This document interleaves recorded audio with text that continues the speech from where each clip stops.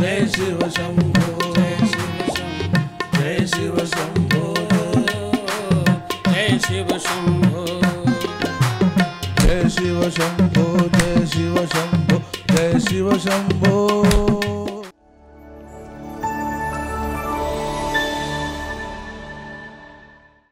महिमा भगवान शिव की है। बाबा शिव ये नाम नहीं, ये आत्मा के साथ तुम्हारे संबंध का एक तत्व है। मेरे बाबा के दरबार में सब लोगों का खाता।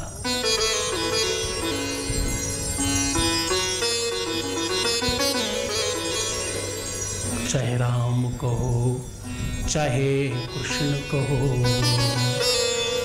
चाहे राम कहो, चाहे कृष्ण कहो, चाहे राम कहो, चाहे कृष्ण कहो, और चाहे जपो निरंतर नाम, बिन बाबा के दया के होते नहीं है काम। हा? दुनिया घूम कर आओ ना, फिर एक लोटा जल मेरे बाबा पे चढ़ाना, फिर देखना। शंभु दया निधान है, शंभु करुणामय है। काशीपति इसका दरबार ही अनोखा है। यहाँ फूल, पत्ती, बिलपत्र, धतूरा, शमीपत्र, भांग, दूर्बा, अरे हर उस चीज से काम चलता है जो कोई नहीं पूछता। यहां गिना नहीं जाता। यहां 56 भोग, मेवा, पकवान नहीं चाहिए, यहां श्रद्धा चाहिए। चूंकि भवानी, हाँ क्या कह रहा हूं, भवानी शंकरो वंदे, श्रद्धा विश्वास रूपिणो, याभ्याम बिना न पश्यन्ति, श्रद्धा शांतस्त्वमीश्वरम। एक श्रद्धा है, दूसरा विश्वास है। जीवन में भगवान शिव की उपासना का ये सोपान है, ये सीढ़ी है, ये मार्ग है। क्या चाहिए? पहले श्रद्धा चाहिए, फिर विश्वास चाहिए। आपका किसी से प्रेम नहीं बनता, आप किसी से संसर्गित नहीं हो पाते, आप किसी के साथ बहुत तल्लीन नहीं हो पाते, आपके अपने आप को बहुत कष्ट देते हैं, आपके सब लोग तुम्हें बहुत पीड़ा देते हैं। तुम सबसे ज्यादा उनसे परेशान हो जो तुम्हारे सबसे ज्यादा अपने हैं। तो इस सोपान का पालन करना। विश्वास चाहिए, श्रद्धा चाहिए, परस्पर, हाँ दोनों तरफ। जब ये होगा तो सब होगा, ये ध्यान से समझना। आपके जीवन में माता और पिता का प्रादुर्भाव होगा। मेरी कथा कहती है, शिव महापुराण कहती है, गर्ग संगीता के 8वें अध्याय पर साफ ये बात लिखी है। भगवत कृपा का सार है ये। और भक्ति वेदांत सूक्त से अगर आप समझो तो दुख तो भक्ति का सबसे पहला सोपान है। तकलीफ में रहना, दुखी रहना, बहुत परेशान होना, बहुत दुखी होना, ये सब भक्त की परिभाषा है, भक्त का लक्षण है। इस पर चर्चा करेंगे। अगर तुम बहुत परेशान हो, अगर तुम्हारे जीवन में बहुत तकलीफ है, तुम किसी अपने से परेशान हो, तुम किसी से प्रेम करते हो, तुम्हारा किसी के साथ बहुत अंतरंग संबंध है। तुम्हारे पति पत्नी के बीच की बात हो सकती है, तुम्हारे भाई बहनों के बीच में बात हो सकती है, तुम्हारे माता पिता के साथ तुम्हारे सौहार्द रिलेशंस हो सकते हैं। अगर तुम किसी भी रिश्तों में, संबंधों में बहुत परेशान हो, बहुत ज्यादा दुखी हो, दूध में मिश्री मिलाकर भगवान शिव पर चढ़ाना। 31 दिन में अगर परिणाम नहीं मिले तो बताना। बाबा शिव कहता है, मुझे जो भी देते हो मैं सब वापस करता हूं, अपने पास कुछ नहीं रखता। संगत से गुणावत, संगत से गुणजात, और बांस फांस और मिश्री ये कई भाव विकास। बाबा कहता है कि जो भी तुम दोगे हम सब वापस करेंगे तुम्हें, अपने पास कुछ नहीं रखेंगे। सोमवार से शुरू करके 31 दिन तक लगातार ऐसा करने से आपके अपने रिलेशंस, आपके संबंध मधुर हो जाते हैं। उपाय विशेषांक सिर्फ बाबा शिव के खंड में है। बाबा कहता है कि तुम मेरे भक्त होगे तो ही काम नहीं चलता, अभक्त हो तो भी काम चलता है। बाबा के दरबार में रावण भी है और बाबा के दरबार में राम भी है। क्या कह रहा हूं मैं? कह रहा हूं बाबा के दरबार में रावण भी है और राम भी है। और जरा समझना, दोनों को दिया बाबा ने। ना तो राम को निराश किया और ना तो रावण को निराश किया, दोनों को वो दिया जो आवश्यकता थी। दोनों ने जैसे जो कुछ मांगा उन दोनों को वैसा कुछ दिया। ऐसा दानी, ऐसा अवघड़ दानी सिर्फ और सिर्फ मेरा बाबा है। तुम अच्छे हो, तुम सत्कर्मी हो, तुम धर्म करने वाले हो, तुम बहुत सारा दान करते हो, तुम बहुत सारा धन खर्च करते हो, तुम बहुत ज्यादा सुखृष्ट हो, तुम बहुत कुलीन हो, तुम बहुत धनवान हो, तो ही तुम पर कृपा होगी क्या? नहीं। बाबा कहता है कि तुम पर कुछ नहीं होगा तो भी हम तुम पर दया करेंगे। किसी का क्रोध शांत नहीं हो रहा। कोई ऐसा है जो तुमसे नाराज होकर बैठा है, अपनी बात करेंगे। रूठना और मनाना शायद बहुत बहुत अंदर की बात है। जाओ कोई रूठ जाए तुमसे, उस दिन पता चलेगा कि जब कोई रूठता है तो कैसा लगता है। कोई अपना जब रूठे ना तो वास्तव में पता चलता है रूठना किसे कहते हैं। कोई जब तुमसे दूर होगा, जब तुमसे कोई बात नहीं करेगा तो एक एक क्षण तुम्हारा मुश्किल होगा।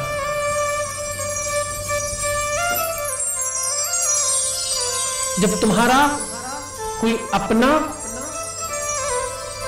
ऐसा कोई रास्ता नहीं छोड़ेगा कि तुम उस तक पहुंच सको, तब तकलीफ बढ़ेगी।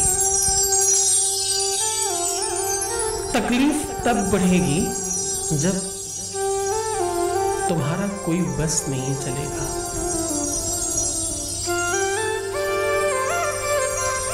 होना तो ये चाहिए कि कोई रूठ जाए तो फिर मान जाए, होना तो ये चाहिए कि कोई दूर जाए तो फिर वापस आ जाए, होना तो ये चाहिए कि कोई परेशान हो तो ठीक हो जाए, होना तो ये चाहिए कि रात हो तो फिर सवेरा हो जाए, होना तो ये चाहिए कि सुख आए तो फिर दुख भी आए और दुख आए तो फिर सुख आए, होना तो ये चाहिए कि कभी कुछ खराब हो जाए तो फिर अच्छा हो जाए। और अगर ऐसा नहीं हो बहुत समय तक तो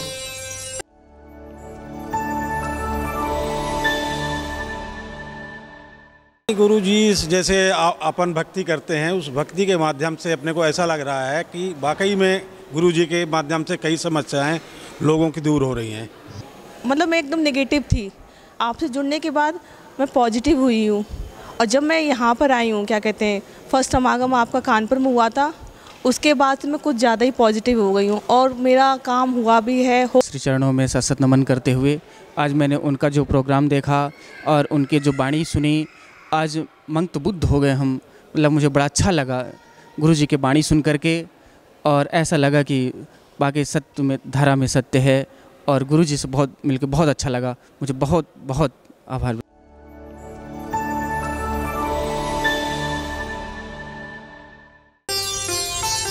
तुम कितनी देर सांस रोक सकते हो? 1 minute, 2 minute, 3 minute, 4 minute, 5 minute, 7 minute, 8 minute, 10 minute, 15 minute, 20 minute, 25 minute, कितनी देर तक? कुछ मिनटों में ही मुश्किल होने लगेगी। बस वैसा ही फील होगा, बस वैसा ही लगता है उस समय जब कोई तुम्हारा अपना, एक बार तुम्हें पता चले कि तुम्हारा कोई बाहर गया और वो कभी नहीं आने वाला। एक बार पता लगे कि तुम्हारा कोई है और वो कभी तुमसे नहीं मिलेगा। एक बार तुम्हें मालूम पड़ जाए ये बात कि तुम्हारा कोई है और अब नहीं आएगा, जरा सोच कर देखना कितना मुश्किल होगा उस समय तुम्हें। एक बार मालूम पड़े तुम्हें किसी भी तरह से कि जिससे तुम प्रेम करते हो, जिसे तुम बहुत चाहते हो, अब वो तुम्हें नहीं मिलेगा।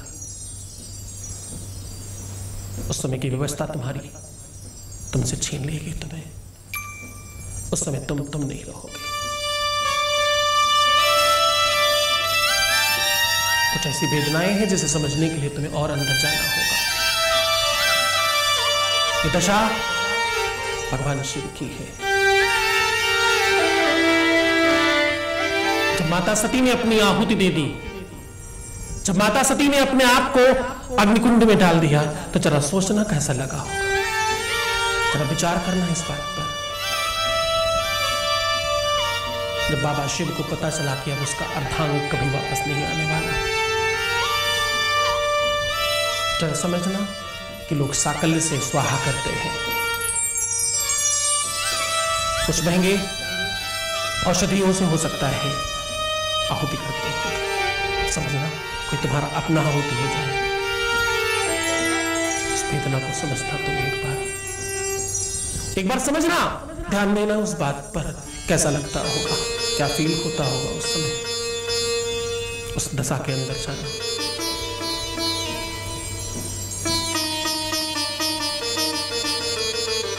अब इस रात की कभी सुबह होगी ही नहीं। अब ये दुख कभी खत्म नहीं होगा।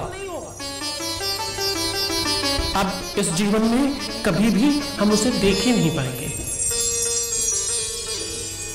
अब ये आंखें उसे नहीं देखेंगी कभी भी। अब कभी भी उनसे मिलन नहीं होगा। अभी कभी भी हम आलिंगन नहीं कर पाएंगे। कोई बैठे, कुछ बात करे, कुछ सुनने को मिले, कोई कुछ कहता क्यों नहीं। कहीं से तो आवाज आए, कहीं से तो चल करके कोई आ जाए, जिसे हम चाह रहे हैं, जिसे पाना चाहते हैं, जो हमारा अपना है, वो हमसे इतना दूर। भगवान शिव ने इसे महसूस किया है। सो का जाने पीर पराई, जिन पावन नहीं फटी बिबाई। ये दर्द, इस वेदना को मेरा बाबा समझता है। इस वेदना से अगर तुम पीड़ित हो तो सत्य मानना, सिर्फ और सिर्फ पूरे जगत में मेरे बाबा के अलावा कोई नहीं है जो बचा सकता है। बाह पकड़ लो ए स्वामी, मेरी बाह पकड़ लो ए स्वामी। मुझे अब थोड़ा सा डर लगता है। बाह पकड़ लो ए स्वामी, मेरी बाह पकड़ लो ए स्वामी। मुझे अब थोड़ा सा डर लगता है। बाह पकड़ लो ए स्वामी, मेरी बाह पकड़ लो ए स्वामी। मुझे अब थोड़ा सा डर लगता है। बाह पकड़ लो ए स्वामी, मेरी बाह पकड़ लो ए। मालिक तुम पकड़ो, मैंने तो पकड़ा तो कहीं छूट ना जाए। तुम पकड़ोगे तो पकड़े रह जाओगे। एक छोटा सा बच्चा अपने पापा से कहता है, अपने पिता से कहता है, अपने गुरु से कहता है कि पापा, स्वामी, गुरुजी, अरे सुनिए ना, मेरा हाथ पकड़ लो। मैं नहीं पकड़ सकता। क्यों नहीं पकड़ सकते? मैं पकड़ूं तो कभी मुसीबत में छूट ना जाए। तुमने पकड़ा तो नहीं छूटेगा। बाह पकड़ लो, ए स्वामी मेरी बाह पकड़ लो, ए स्वामी। मुझे अब थोड़ा सा डर लगता है, अब थोड़ा सा डर लगता, कहीं पाप पुण्य में फंस न जाऊं, कहीं पाप पुण्य में फंस न जाऊं, कहीं पाप पुण्य में फंस न जाऊं। यहाँ से उबारो अब स्वामी, यहाँ से उबारो अब स्वामी, तेरी बाह पकड़ लो, हे स्वामी मेरी बाह पकड़ लो, हे स्वामी। मुझे अब थोड़ा सा भय लगता है, बाह पकड़ लो, हे स्वामी।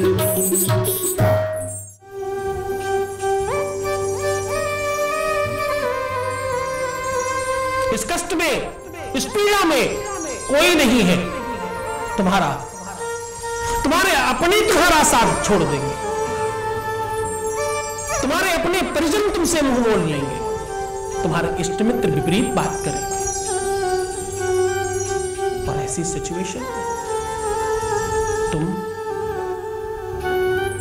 तुम्हारा स्वयं का भी साथ दे नहीं पाओगे,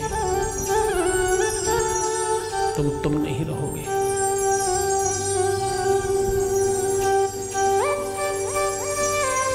माता सती के शरीर को जलने के बाद बची हुई भस्म को बाबा शिव आज भी अपने शरीर पर लगाते हैं। जरा विचार करना इस दशा को, जरा विचार करना इस बात पर कि वो चिता भस्मालेप को जब तुम कहते हो, जब तुम महाकालेश्वर का दर्शन करते हो, जब तुम वहां जाकर के चिता भस्म देखते हो, जब तुम भस्म आरती देखते हो, तो तुम्हें बहुत अच्छा लगता होगा। विचार करना, जरा इस भाव को समझना कि वो वही चिता है जो उनकी अर्धांगिनी की है, वो वही चिता है जो उनकी पत्नी की है, और वो पत्नी कभी वापस नहीं आने वाली। जन्म लेकर दूसरा शरीर लाना, वैसा मान लेना, वैसा ही समझ लेना, मैं अपने बच्चे जैसा, मैं अपने बेटे जैसा, मैं अपनी बहन जैसा तुम्हें मानता हूं, पर वही बहन नहीं है, वो वही बेटी नहीं है। मैं तुम्हारे घर में तुम्हारा अपना घर समझ के रह सकता हूं, मेरा ही क्या, ऐसा समझ पाना नहीं आसान नहीं है। तुम मुझे बाबा कहते हो, पिता कहते हो, कहना, मानना और समझना अलग बात है। रूठना है जरूरी तो रूठो, मगर रूठ कर मान जाने का वादा करो। वो कौन वादा करे? किससे वो वादा वापस लिया जाए? किससे वापस कहें कि गलत किया, तुम्हें जाने दिया, काश तुम्हें रोक लेते, काश तुम्हें नहीं जाने देते, काश देवी तुम्हें हम कह देते कि तुम नहीं जाना। अब ये कैसे करें अगर तुम्हारे जीवन में ऐसी कष्ट, इस प्रकार की समस्या है, तो मेरे बाबा के अलावा दुनिया में कोई आसान, कोई सानी नहीं है, कोई दूसरा दरबार नहीं है।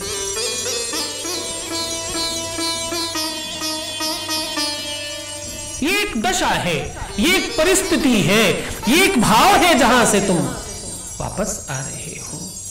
श्री सद्गुरुनाथ जी महाराज के प्रकल्पों में सबसे महत्वपूर्ण है आध्यात्मिक शिव नगरी की स्थापना एवं बाबा शिव की महिमा कथा एवं गौ सेवा, वृद्धा आश्रम, शिशु बाल विकास, अन्न क्षेत्र, भोजन वितरण, गरीब कन्याओं का विवाह, निर्धनों को रोजगार की व्यवस्था के साथ साथ हॉस्पिटल, योग्य क्षेत्र, आयुर्वेद धाम, ध्यान भवन, सत्संग भवन, सेवा धाम, विश्रामालय, वेद विद्यालय एवं संग्रहालय, अनुसंधान भवन, रिसर्च सेंटर, ग्रंथालय और 27 नक्षत्रों के वृक्ष, भव्य प्रेमेश्वर महादेव की प्रतिमा, शिव परिवार मंदिर का भी निर्माण किया गया है। आपका संस्थान पूर्ण प्राकृतिक वातावरण, हरियाली और शांत प्रदायक क्षेत्र में स्थित है।